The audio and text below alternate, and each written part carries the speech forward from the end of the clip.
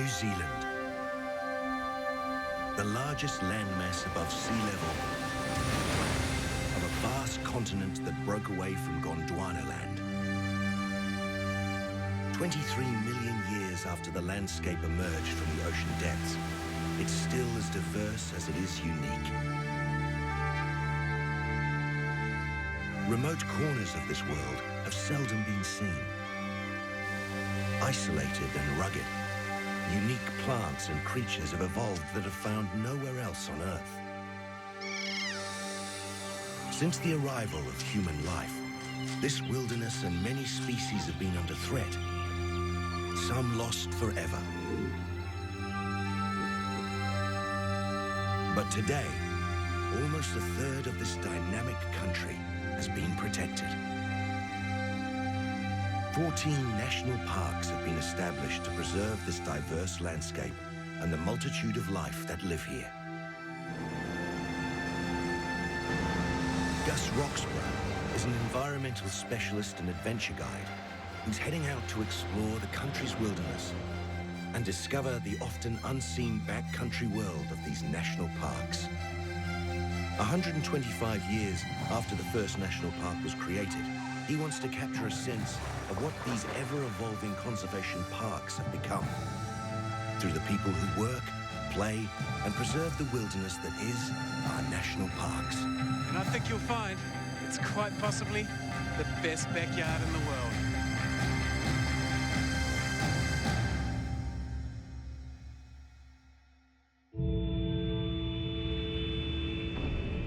In the heart of the Southern Alps of the South Island stands a dynamic alpine paradise. A vast mountainous range dominated by New Zealand's tallest peaks and largest glaciers. The lure of reaching the pinnacles of this world draws men and women from around the planet. Mountaineering legends like Sir Edmund Hillary cut their climbing teeth on the treacherous faces and ridges that abound. Aoraki Mount Cook was formally declared a national park in 1953. This 700 square kilometer estate contains 140 peaks taller than 2,000 meters and more than 70 of the country's largest glaciers. All life is dwarfed by the sheer scale of the landscape. There is virtually no flat land in the entire park, and a third of it is permanently covered in ice and snow.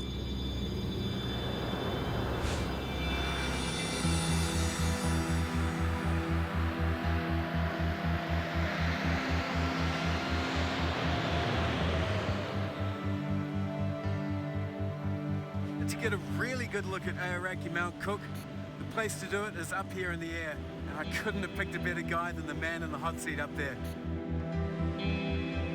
Gavin Wills is a trained geologist, climber and pioneering heli-ski guide in this park. These days, he prefers to explore its wonders from the air. Gavin, what's going on with these mountains? I mean, they look incredibly rugged compared to a lot of mountains around the country.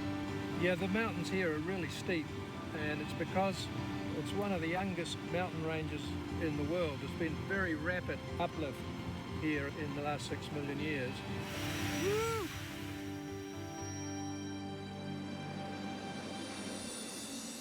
These Alps are one of the most rapidly rising mountain ranges in the world. The tallest section is being pushed up at around 10 millimeters a year, about the same speed as your fingernails grow.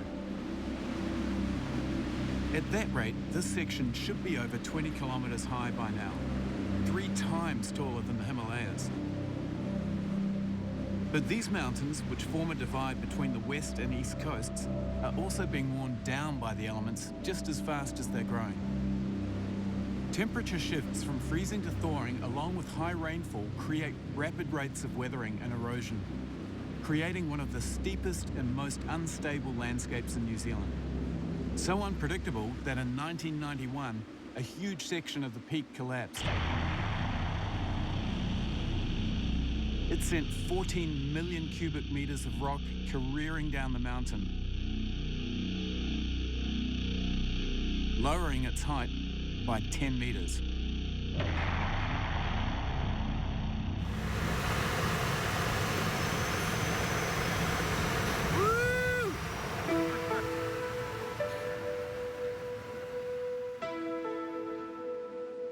It's definitely a unique experience soaring over the top of our tallest mountain. And this perspective shows off its unusual shape. It's a single peak. It's actually elongated and narrow like a knife blade, and aptly called the summit ridge. Technically, Aotearoa Mount Cook has 3 summits, the high, middle and low peaks, spread along the 1.5 kilometre length of the summit ridge, also known as New Zealand's highest mile. So we're basically right on the main divide here, Gavin. That's right, between the west and the east.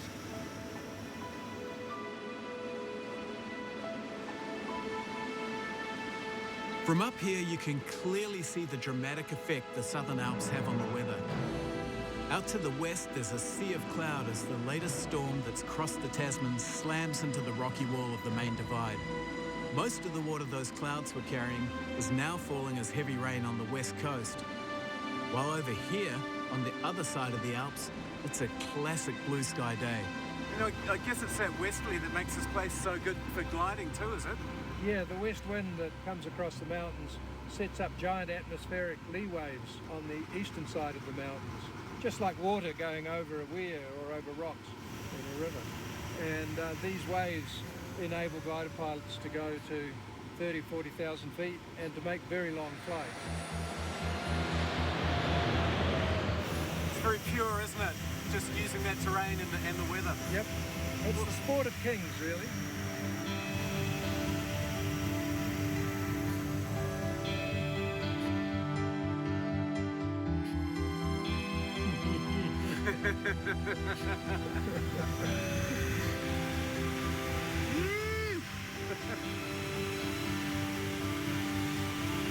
Oh my God. Just amazing.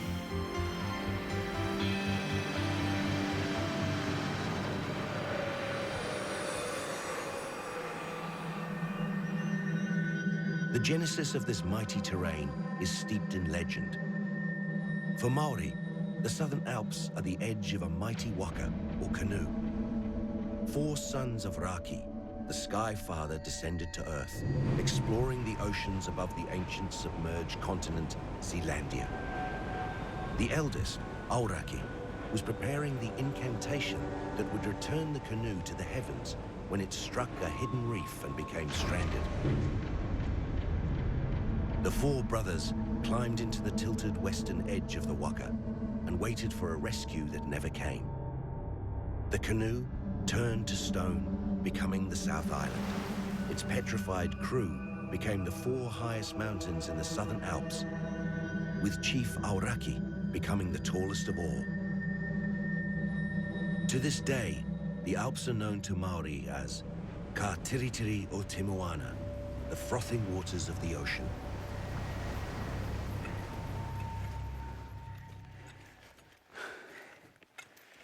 The challenge of climbing into these restless Alps and conquering its peaks draws adventure seekers from around the world.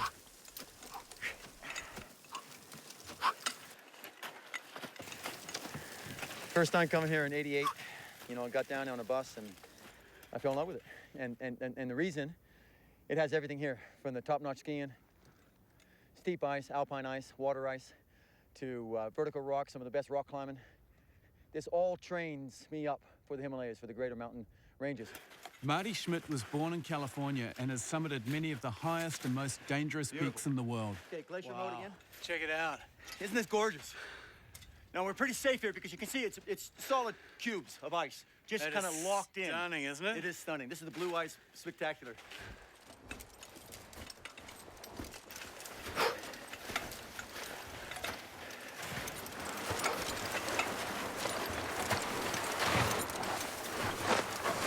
Since moving here in the 80s, Marty has become a Kiwi citizen.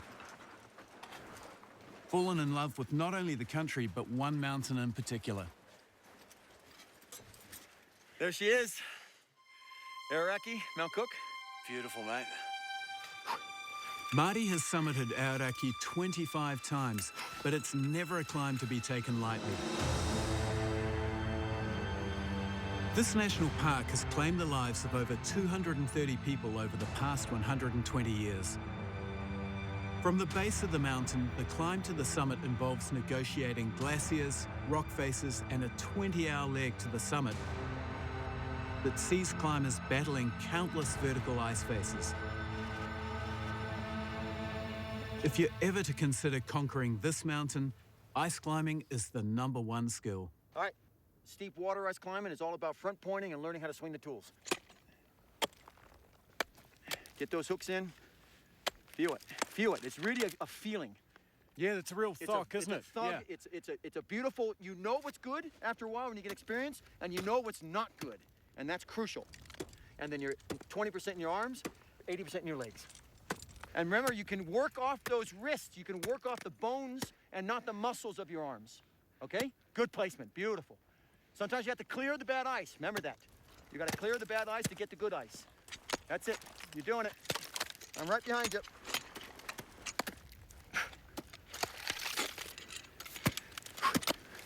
You get that one, clear the ice, solid. Keep your feet apart. So you're trying to form a V with your legs and a V with your arms. So it turns it into an X. Uh-huh. Your placement with your both hands and your both feet turns into X. So, Marty, back in the day, the guides didn't have all this gear, did they? They were cutting steps, right? Exactly. So they basically would have to take these big axes and literally cut steps, put a foot down, cut a little hip placement before standing up on their feet, Incredible. balance perfect, and then chop another step for their left foot. And that's the way they climbed a lot of these peaks around here, mate. Hobnail boots, Awesome. cutting steps the whole way. Exactly. Phenomenal. And then when crampons started developing in Europe, revolutionized everything. Yeah.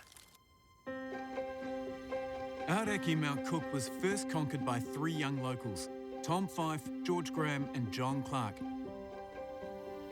They reached the top of the mountain's high peak via the North Ridge on Christmas Day 1894. But it would take another 50 years before a team of climbers tackled the treacherous South Ridge. A young Kiwi climber named Edmund Hillary and 3 other climbers ascended Mount Cook up this route in 1948. A climb that served as perfect training for Hillary's challenge on Mount Everest 5 years later. In recognition of this incredible feat, the South Ridge of Aotearoa Mount Cook was officially renamed the Hillary Ridge. She's a bit steep around here, mate. She's vertical. Here we go. Watch out for ice.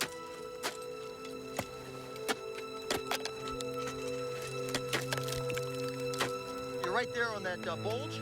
Uh-huh. So get your high steps up and around the bulge and stand up high. There you go. That's a good one. Good. Trust your feet. 80% in your legs. Here we go. Heading on up. Get that breath going again. Yep. Not easy. This is vertical ice now. It's okay. It's okay. This is really good test right now. Trust it. Trust it. Okay, so try and get. Yeah. It's okay. I hear you. There you go. 2 more placements and we're gonna be on top.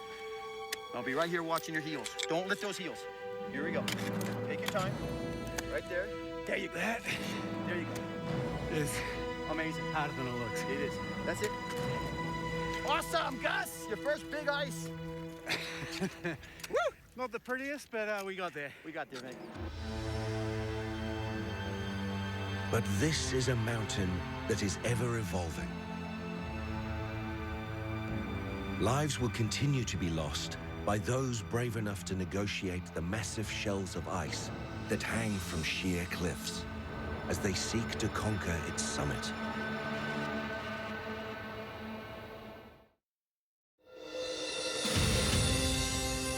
"23 mountain peaks higher than 3,000 meters tall exist in New Zealand. Aotearoa Mount Cook National Park is home to 22. For climbers serious about mountaineering in New Zealand, this is where they come. The king of the peaks, the park's ultimate challenge and namesake, is mighty Aoraki Mount Cook.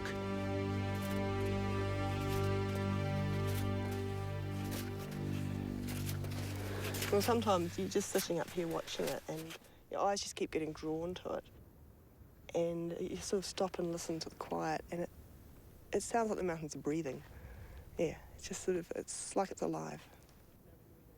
Elke Braun-Elwert has a deep family connection with this area and a love of this mountain since she was a young girl. Well, Elke, you were, I understand, the youngest person to climb Aoraki back in the day. Yes, I was 14, very nearly 15, and it had been something I wanted to climb for a while. I guess you could say climbing is in my blood. Elke's father, Gottlieb Braun-Elwert, was a nuclear physicist who emigrated from Germany in the late 1970s and made these mountains the new family home. Elke and her sister grew up skiing and climbing almost as soon as they could walk. It was almost inevitable that she'd grow up to be a mountain guide. Were you scared on that at 14, going up there? The only time I guess really felt fear or felt scared was at the very top. Back then you couldn't stand on the summit. It was not long after the top had fallen off. So I just remember being on all 4 points, so hands and feet. You have to look down where you're putting your feet, of course. You're sort of looking straight down between my legs, straight down the east face. I was like, yep, this is enough, let's go down there. There's a long tradition of female climbers who have conquered the mountain.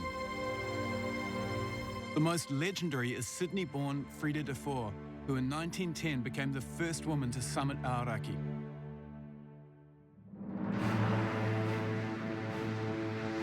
Three years later, this remarkable mountaineer was also part of the expedition which made the first grand traverse of all 3 peaks, along the lethal and unstable mile of the summit ridge.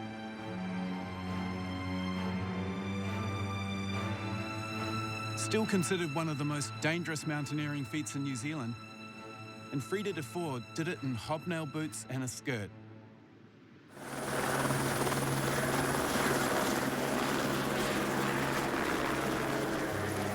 Today, a climb to the peaks can be made via a stopover at a high-altitude hut.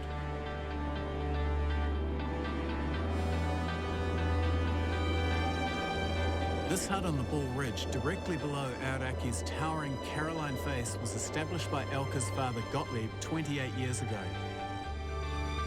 It lives on as a legacy after he passed away guiding former Prime Minister Helen Clark on a climbing trip in 2008. Caroline Hut is the only private mountain hut in the national park and is used by hiking groups guided by Alpine Recreation, Elke's family business.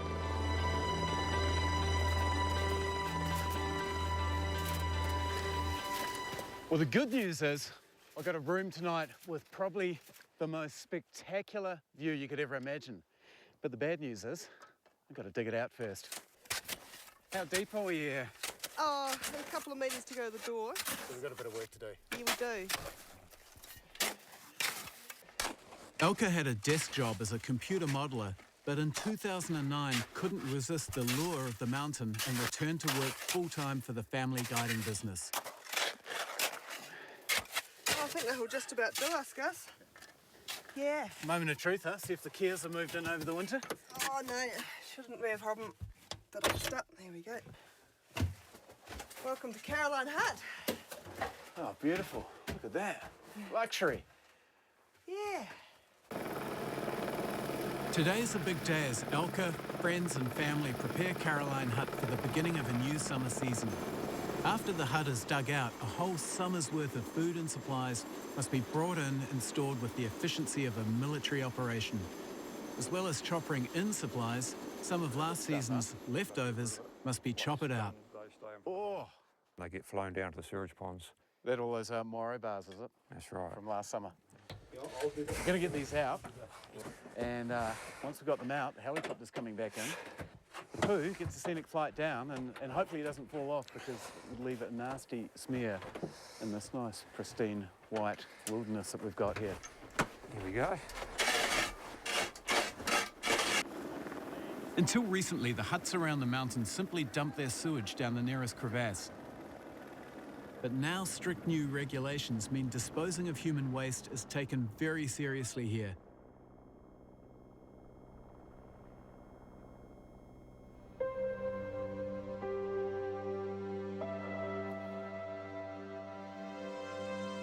And with the hut stocked for the season, there's only one thing left for it: to sit back and savour the fact that I'm almost 2 kilometres above sea level with some of the most stunning alpine views in the country. And of course, a warm, cosy hut and a few bottles of Plonk. Remember that? That dunny that hung out and you looked down there and... Yeah, well, that's why we didn't go there, because it's too windy. Yeah. So we just hung the shovel out at the door and it just got...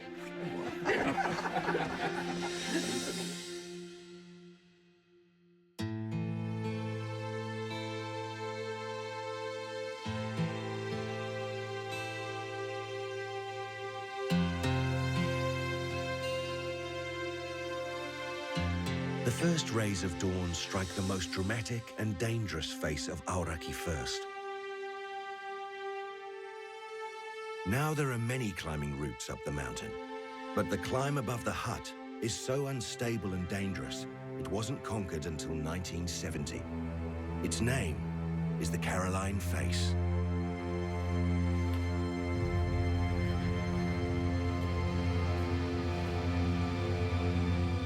Even looking at it sends a shiver down your spine. 2 vertical kilometres of ice, snow and rock.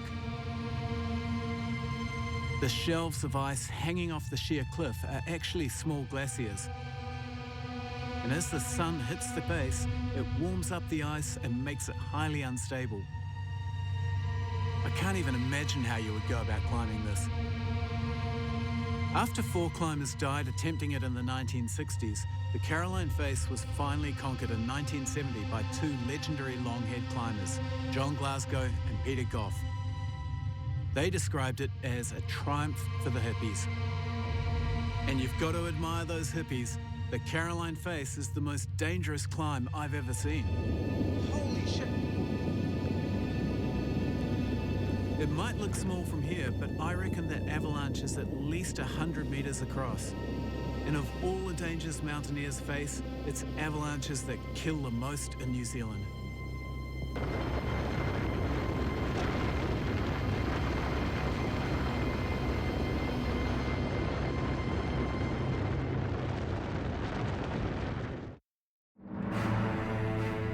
Aoraki Mount Cook National Park is a mecca for mountain climbers from around the world. This is a high-altitude wilderness that can take a life in a second. To safely explore these peaks, climbers need to be able to read the mountain and know how to survive the dangers of the alpine zone. The biggest threat to climbers is an avalanche.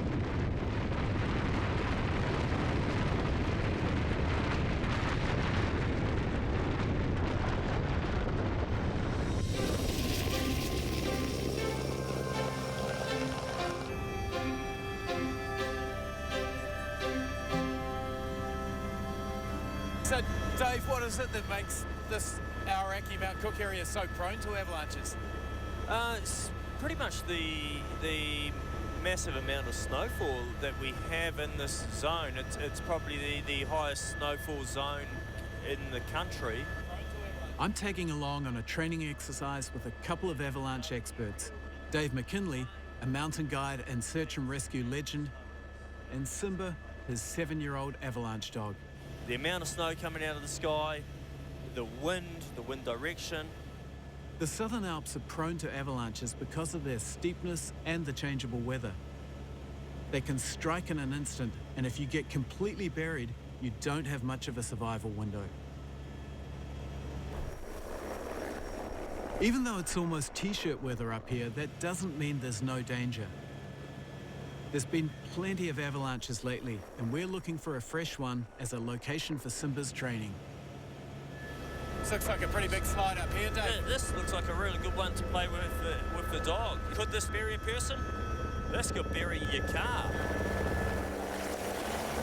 There's an avalanche risk all year round in Aotearoa Mount Cook National Park.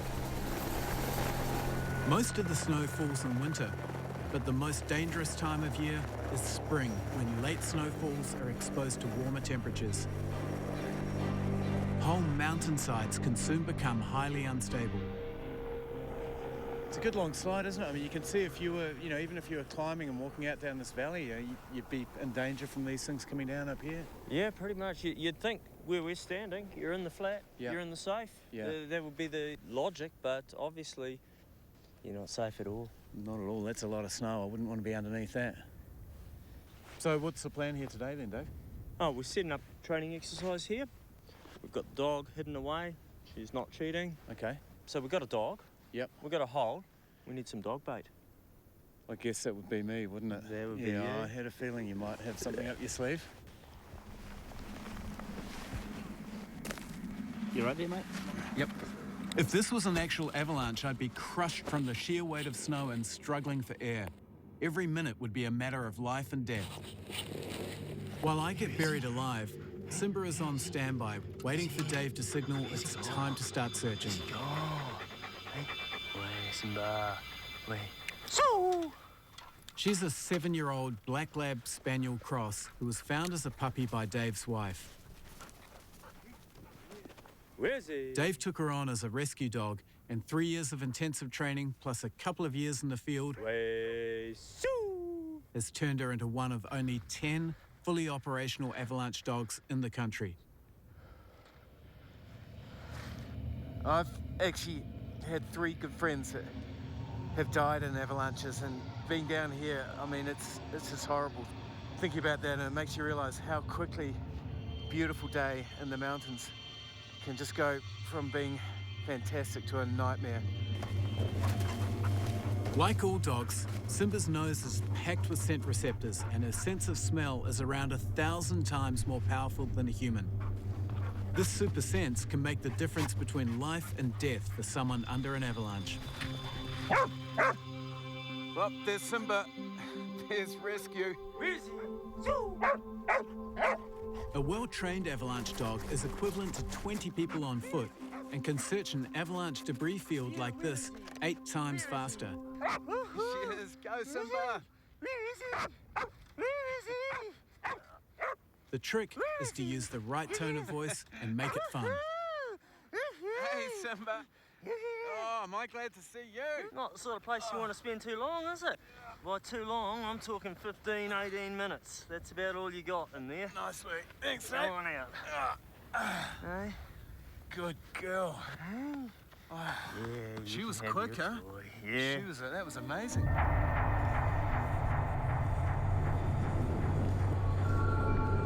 Avalanches can be the most spectacular danger to climbers, but the rapidly changing weather can be deadly for anyone venturing into this park. Conditions can transform from pristine to horrendous in a couple of hours.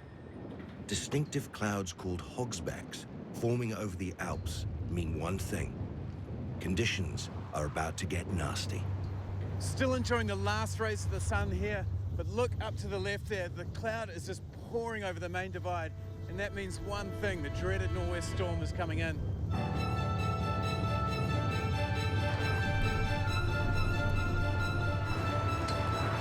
Winds of over 230 kilometres per hour have been recorded at the airfield, and over half a metre of rain has fallen in a single day at Mount Cook Village.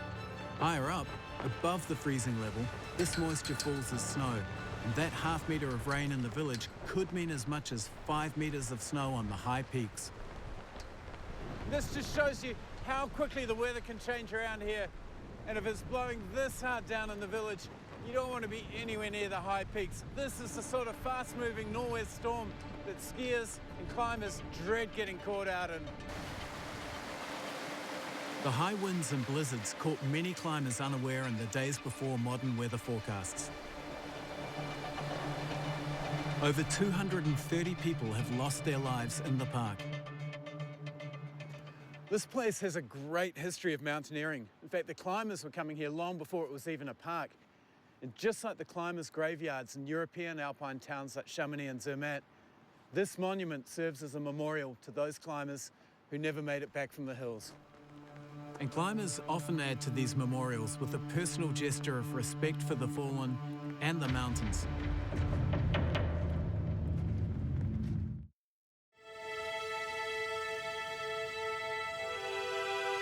By day, the Aoraki Mount Cook National Park landscape is stunning. By night, a whole other world emerges.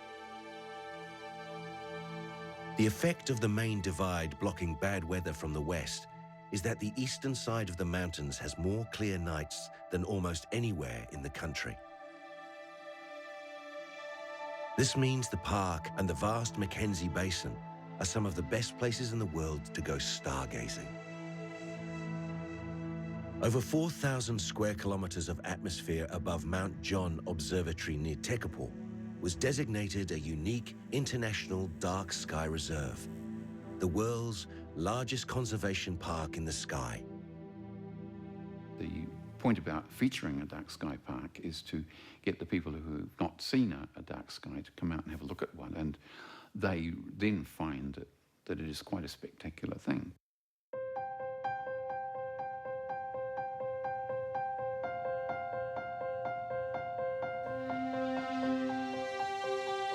Alan Gilmore is one of those lucky people who gets paid to do his hobby. He's been interested in the night sky since he was a small boy. And now he is head astronomer at Mount John and a driving force behind the Sky Park. Alan, this dark sky reserve is a completely different kind of conservation, isn't it? Conserving dark spaces. There's been, I think, an awakening of interest probably fairly simultaneously in several parts of the world, because people have realised that we are losing the night sky. The biggest threat to the night sky is light pollution from towns and their streetlights. Several communities in the area, including Mount Cook Village, now have laws in place to protect the Sky Park. Streetlights must be shielded and filtered, and all unnecessary lights must be turned off by 11 p.m. The locals are more than happy about the restrictions, as international visitors now travel here especially to gaze at the stars, a new kind of travel called astrotourism.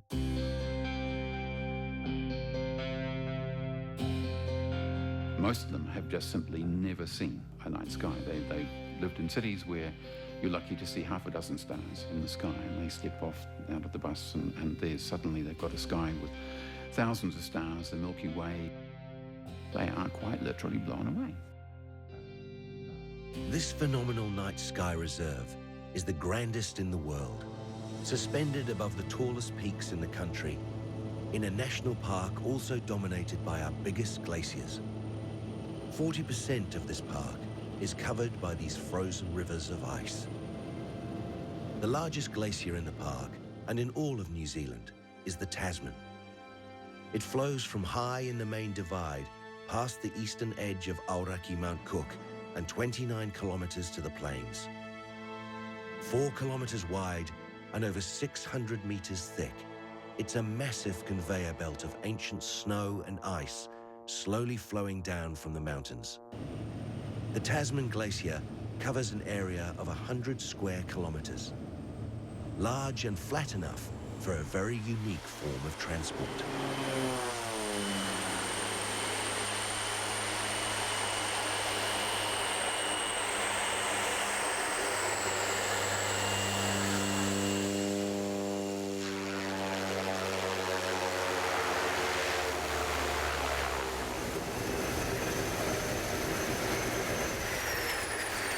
In the 1950s, World War II fighter pilot and pioneer tourism developer Harry Wigley decided he wanted to land on top of Tasman Glacier. The problem was no ski plane in the world could take off from grass and land on snow. So Wigley invented a new kind of landing gear using a Formica table and Kiwi ingenuity. He invented a system that could raise and lower wooden skis, activated by leaning out the window and cranking a handle while coming in to land. On the 22nd of September 1955, Wigley took off from the grass airstrip of Mount Cook Village and successfully landed on the Tasman Glacier. One of his first passengers was a young climber named Edmund Hillary. Sir Harry Wigley's pioneering ski planes now allow tens of thousands of people a year to explore the Tasman Glacier. Tasman's not only the longest glacier in the country, but at 10K's by far the longest ski run.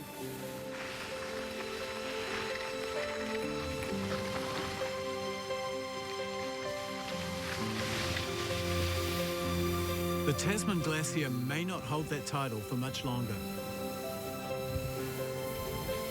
The frozen river of ice is undergoing dramatic changes and shrinking at an alarming rate.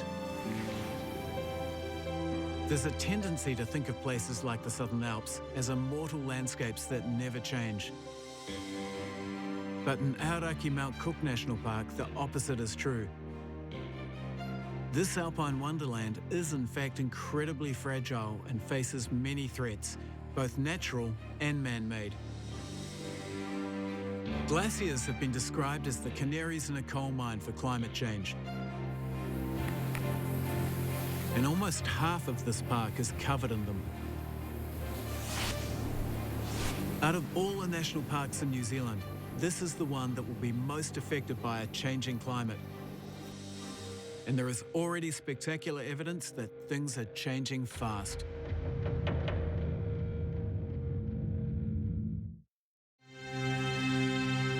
The Tasman Glacier, New Zealand's largest, is currently 29 kilometres long, but it's shrinking every day. Glaciers evolve through cycles, often over thousands of years. The Tasman has been retreating in size for the past 2 decades with no sign of expanding. This could be part of the normal glaciation cycle, or an indicator that human activity is fast-tracking the demise of these icy phenomena. This is the perfect place to get a handle on the whole Tasman Glacier. It starts all the way up around the corner there where I was skiing, sweeps down under the minarets there, then comes all the way down here behind me. Now, when my mother first tried skiing as a young girl in the early 50s, they skied on the Bull Glacier, which is right down here beneath me. And in those days, the Tasman Glacier was white ice all the way down to here. Since then, the glacier has retreated by several kilometres and got a hell of a lot thinner as well. It's still down there, but what's left of the ice is now covered in rocky debris from the moraine walls. But down here is the feature that's really changing quickly on the Tasman Glacier. You can just make it out behind me, the Tasman Glacier Lake. Looking at the lake, you'd think it's been part of the landscape for a long time. But it's actually a real newcomer. What began as a sinkhole at the end of the glacier grew into a pond, which grew into a small lake, and it's been rapidly expanding ever since.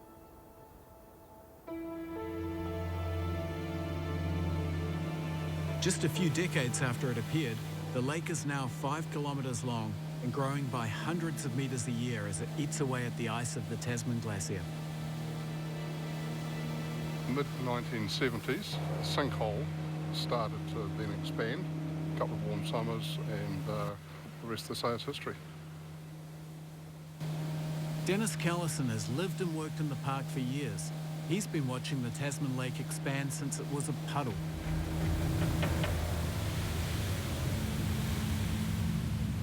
So Dennis, this is the terminal face here. Well, it's hard to get a sense of scale because it's so amazing and massive around here, but I mean, how big is the ice on that terminal face? Is that well, the lake at this point is 1.2 kilometres wide, so that's nearly a kilometre wide there. Okay. And you see the dark line at the water, that's the thermal notch, that's where the waves lap and undermine the glacier, which then causes the carving from above the water surface.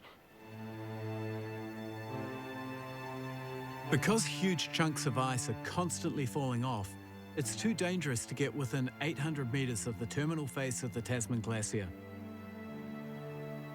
Once they carve off, the icebergs get blown down the far end of the 5-kilometre lake and form one of the most surreal landscapes in New Zealand.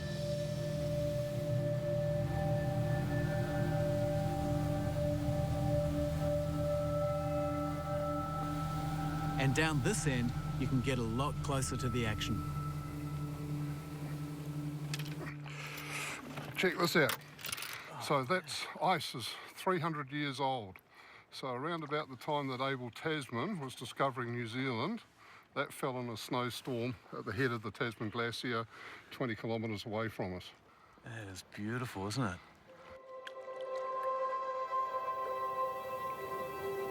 The larger chunks of ice floating in the lake are just as beautiful, but a lot more dangerous. The lake water is a few degrees warmer than the ice and gradually eats away at the bottom of the icebergs until they either fall to bits or spectacularly roll over.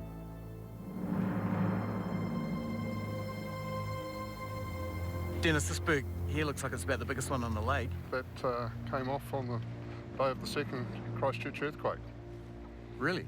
That carved off at the front of Yeah, there was a major carving. It was around about 50 million tonnes or 50 million cubic metres of ice carved in one event over about 30 seconds. That's incredible. So what happens when you get 50 million tonnes of ice crashing in here? You get a tsunami. Was anyone out on the lake? Yeah, there was 2 boats from Glacier Explorers out on the lake at the time, and in the middle of the lake, about 2 kilometres from where the carving occurred, the wave was 3 metres high. Luckily, in the middle of the lake, the tsunami hadn't broken yet. It was just a giant swell. So the boats just turned into the wave and rode it out very easily. But yeah, trip of a lifetime, that one. The Tasman Glacier Lake is now one of the national park's most popular attractions. Every year, thousands of people can experience this unique and rapidly changing landscape. It's amazingly beautiful, but the fact remains this lake is destroying New Zealand's largest glacier at a dramatic rate and changing the national park radically. I mean, I guess the million-dollar question is it climate change? Is it as simple as that? It's a whole range of processes. You've got increased precipitation. As the lake gets larger, the waves get larger, the thermal notches get larger quicker. So it's all feeding on each other. It's all now. feeding on each other. So whilst global warming might have started the process, it's now become irreversible and it's taken on a life of its own. So that's the process that is still speeding up, and who knows how long that's going to keep speeding up for. How big do the scientists think this lake could grow? It's 5 kilometres long now. It will reach a point of equilibrium when it's about 15 kilometres long, and that will happen sometime, I would expect, in the next 30 years. So that beautiful long ski run's going to get a bit shorter? It's gotten a lot shorter in the last, certainly 3 decades, and yeah, it'll get a lot shorter quite quickly now. There's no denying the Tasman Glacier will continue to retreat during our generation, but I can't help but wonder what irreversible impact our global changing climate will have here. And I guess this is a landscape that is always evolving. But this is quite simply an incredible snapshot of Aotearoa Mount Cook today, and it reveals one thing. This is one of the most dramatic and dynamic landscapes in the country.